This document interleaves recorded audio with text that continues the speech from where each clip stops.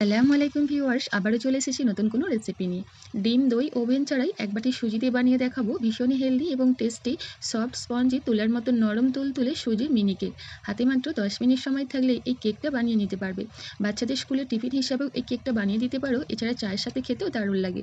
আর কেকটা বানানো একদমই সহজ। তো প্লিজ বন্ধুরা, রেসিপিটা কোনো রকমের স্কিপ না করে প্রথম থেকে শেষ পর্যন্ত দেখার অনুরোধ রইল। কেকটা তৈরি করার জন্য প্রথমেই মিক্সিং বোলের মধ্যে নিয়ে নিচ্ছি একটা বাটি মেপে 1 বাটি পরিমাণ সুজি। আর মিষ্টির জন্য দিয়ে দেবো ঠিক ওই বাটি মেপে হাফ বাটি পরিমাণ চিনি, তবে মিষ্টির পরিমাণটা নিজেদের স্বাদ অনুযায়ী এখানে বাড়িয়ে কমিয়ে নিতে পারো। আর দিয়ে দেবো সুন্দর একটা ফ্লেভার আর কালারের জন্য 3-4 চামচ ভ্যানিলা ফ্লেভারের কাস্টার্ড পাউডার। তবে তোমরা চাইলে এই পর্যায়ে ময়দা অথবা আটাও ব্যবহার করতে পারো। তবে এইভাবে একবার কাস্টার্ড পাউডার দিয়ে দেখবে কেকটা খেতে দারুণ লাগে, সাথে সুন্দর একটা কালারও আসে।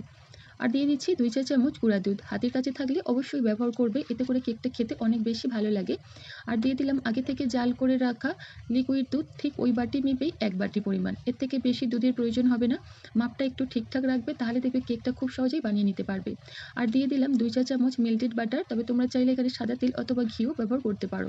সবশেষে 1 চিমটির মতো নুন ব্যবহার করলাম। এবার একটা হ্যান্ড উইচ দিয়ে সমস্ত কিছু উপকরণ খুব ভালোভাবে নেড়েচেড়ে মিশিয়ে নেব। তোমরাও চেষ্টা করবে যে কোনো বাটি বা কাপ মেপে উপকরণগুলো একটু মেপে ব্যবহার করতে, তাহলে দেখবে সহজেই কেকটা বানিয়ে নিতে পারবে। এই তো এখানে কেকের ব্যাটারটা খুব ভালোভাবে মিশিয়ে নেবার পর আমি 10 মিনিটের মতো রেস্টে রেখে দিচ্ছি। ঠিক 10 মিনিট পর ফিরে আসলাম। আর অবশ্যই এই সময়টুকু একটু রেস্টে রাখার চেষ্টা করবে, এতে করে সুজির দানাগুলো সুন্দরভাবে নরম হয়ে যাবে। এবার এই কেকের ব্যাটারটা আমি মিক্সিং জারের মধ্যে নিয়ে নিচ্ছি ব্লেন্ড করার জন্য।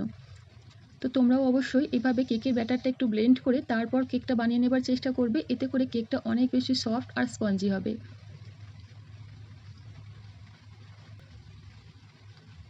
তো দেখতেই পাচ্ছ বন্ধুরা, এখানে কেকের ব্যাটারটা খুব সুন্দরভাবে আমি ব্লেন্ড করে নিয়েছি। আর এই পর্যায়ে কেকের ব্যাটারের ঘনত্বটা দেখতেই পাচ্ছ কতটা বেশি স্মুথ আর ক্রিমি একটা টেক্সচার এসেছে। ঠিক এইভাবে বানিয়ে নেবে, এতে করে কেকটা একদম তুলার মতো নরম তুলতুলে হবে। আর দেখতেই পাচ্ছ বন্ধুরা, কেকের এই ব্যাটারের মধ্যে সুজির দানা দানা ভাবটা কিন্তু একদমই নেই। ঠিক এইভাবেই বানিয়ে নেবে। এবারে কেকের ব্যাটারটা আমি মিক্সিং বোলের মধ্যে ঢেলে নিচ্ছি।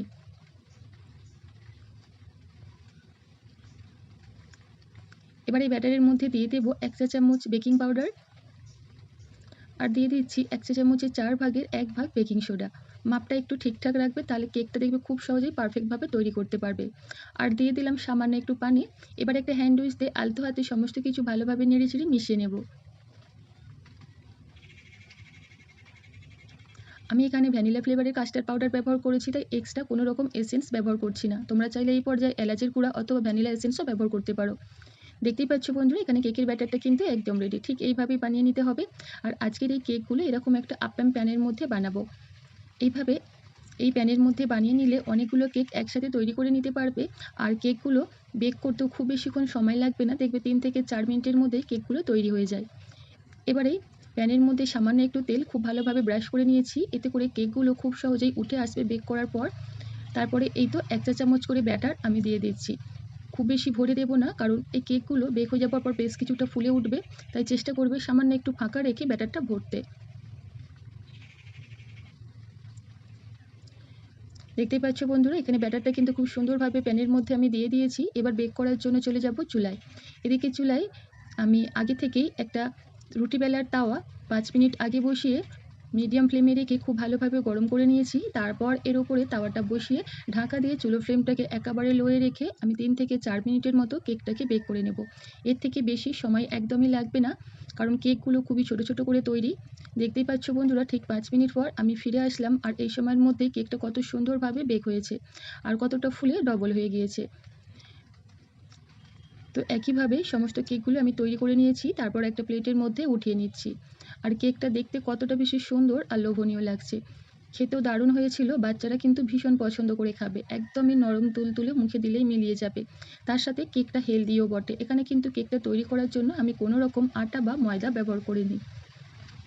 এইভাবে কেক তৈরি করে চায়ের সাথে খেতেও দারুণ লাগে, তাছাড়া বাচ্চাদের টিফিনের জন্য দিলেও ওরা কিন্তু ভীষণ পছন্দ করে খাবে। কেকটা দেখেই নিশ্চয়ই বুঝতে পারছো বন্ধুরা কতটা বেশি সফট আর ফ্লাফি হয়েছে, একদম নরম তুলতুলে, মুখে দিলেই মিলিয়ে যাবে। তো আজকের আমার এই কেকের রেসিপি তোমাদের কেমন লাগলো অবশ্যই নিজেদের মূল্যবান মতামত কমেন্টের মাধ্যমে জানাতে পারো। আর রেসিপিটা ভালো লাগলে প্লিজ বন্ধুরা চ্যানেলটা সাবস্ক্রাইব করে পাশে থাকার অনুরোধ রইল।